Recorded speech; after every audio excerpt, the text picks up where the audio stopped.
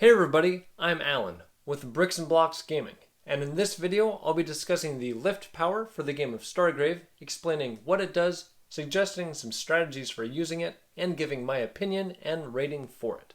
So let's get to the bricks and blocks of lift.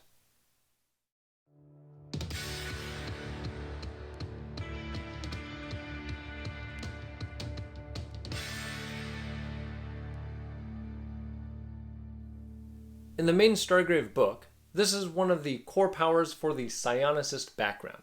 It has an activation number of 10, inflicts no strain damage when successfully used, and being a line of sight power, it can target a figure up to 24 inches away. Also, it is subject to the rules for armor interference. This power allows a commander to move any member of their crew up to 6 inches. This includes themselves if they so choose. And this can be vertical movement.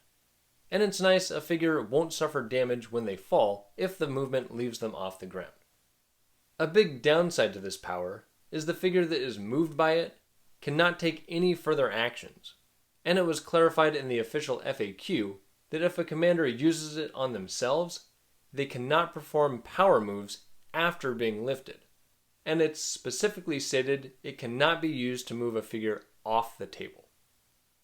To maximize the effectiveness of lift, it should ideally be used on a figure that has already activated in either the captain or first mate phase, so any unused actions aren't lost.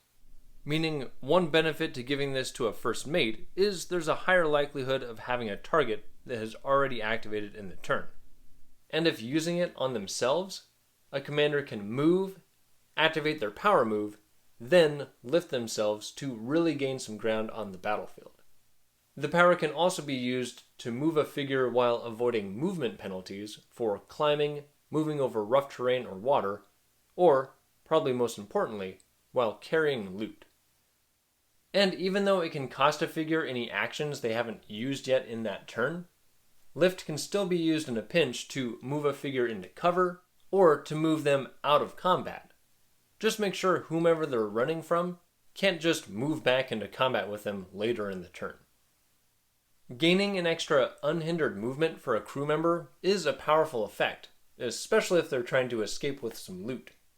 However, the potential of losing actions and the armor interference penalty, either restricting the defense of the user or raising the activation number, means it doesn't get my top rating.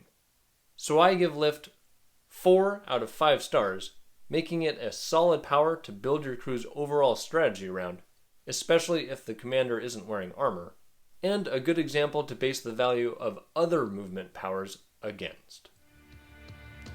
Be sure to check out my other content and comment below with your thoughts about the lift power and whether you agree or disagree with my assessment. I'm Alan with Bricks and Blocks Gaming. Thanks for watching and play well.